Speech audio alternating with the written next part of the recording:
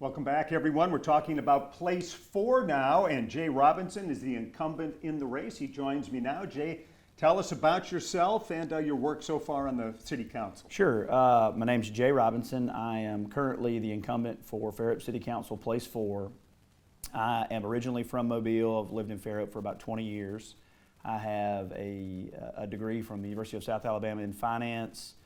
But my full-time job is I'm a practicing attorney, practicing civil litigation defense, and I've been doing that with a firm located in Mobile and with offices in Mobile and Baldwin County for about 20 years now. And has that been helpful, having that legal background on the City Council? Well, I guess it depends on who you ask. Having extra lawyers around isn't always a popular thing. But it gives me a unique perspective in analyzing different issues that we see as a city, because if you don't understand the full ramifications of every decision that you're making, there can be legal consequences, and ultimately it can be very detrimental to the city. So I've tried to take all that into consideration and bring sort of a unique perspective or a unique way of looking at things, and I do believe it's been helpful all my years as a councilman. Yeah, so you're one of the thousands of people who lived in Mobile and was drawn to Fairhope. What drew you here, and is that still, that essence of Fairhope still there as the city grows? Sure. Well, you know, to me, Fairhope is so special for a variety of ways. It's our proximity to the water, it's our vibrant downtown, but the charm of Fairhope has always really been about the people, and that charm is still here. It hasn't gone anywhere. When you go to events like our tree lighting and our Santa Saturdays or our downtown trick-or-treat, I mean, these are just events that seem like they're from a Hallmark movie. And so that charm has not gone away with growth. Now, with growth, we have issues that need to be addressed, and during my time on the council, we have done our best to address those in every legal way possible, and we will continue to do that because that's part of the job, and I don't think with Fairhope's popularity there's going to be any reduction in the amount of people that want to move here. Yeah, and that's the crux of this whole thing, right, is that balance. You've got to grow at some level, but you can't lose that charm. For sure, absolutely. And so for us, we have taken steps, and the first of those is the use of temporary moratoriums to pause development in every way that you can.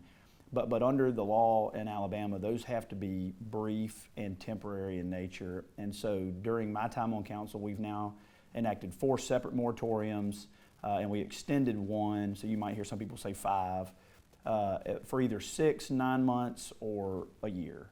And during those moratoriums, we've invested heavily in infrastructure. During this term alone, spent over $60 million upgrading and making our infrastructure more efficient, not just to accommodate the growth, but to make our existing infrastructure more efficient for the neighborhoods that have been here 20 or 30 years, to prevent things like overflows into the bay, and just to make sure that we are adequately prepared to provide our citizens the services that they need and expect.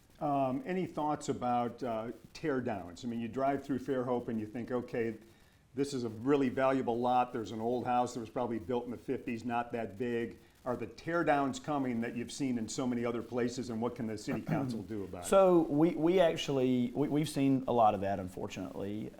But one of the things we've done during this term is we have finally enacted a historic preservation ordinance and established a historic preservation commission. And so we're trying to encourage and incentivize our community to do whatever we can to revitalize and rehab some of these historic structures. We don't have the teeth right now to prevent them from tearing it down, but we're doing everything we can to educate them on the importance of historic preservation and incentivize them in every way to maintain these structures in every way we can. The heart of the city is downtown Fairhope. The last question for you is, what do you do about the parking situation? Are there any easy solutions there? Sure. So that's been an issue we've had for several years now. And again, it's a good problem because it shows how many people are trying to go downtown to shop, to eat, to visit. We need, and we've made efforts to make our parking garage downtown more visible. We've just finished the Arts Alley project, which has really been an emphasis to encourage people to go use that parking.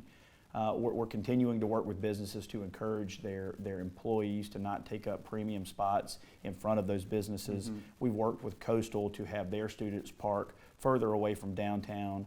But we're trying, and again, you know, it takes everybody to make that happen, but we're working on it and continue to work on it. Thank you very much, Thank Jay. you very Good much. luck. We'll be back and hear from Jay's opponents right after this.